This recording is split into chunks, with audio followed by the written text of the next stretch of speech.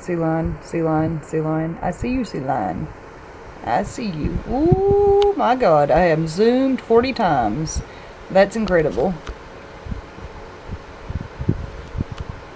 The quality might be questionable, but it's 32 times now. Look at that seal. Look at the seal on that thing. Oh, boy. There he goes. They like hang out right there. That's crazy that animals live in the water. It just blows my mind. There's animals that live in the water and would die on land, where I would die in the water. You know what I'm saying? That's crazy. Mind blowing. Woo-hoo-hoo.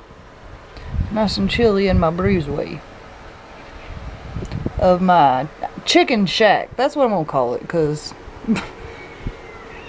Lord help.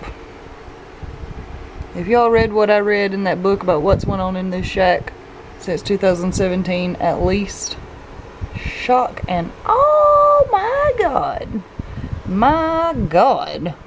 First of all, it's poltergeist, ghost. Second of all, a lot of LSD evidently.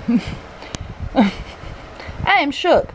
A National Park Service manual that everybody in the world is going to read, and you sign your name going to your own wedding, and then talk about tripping on acid, and again sign your name.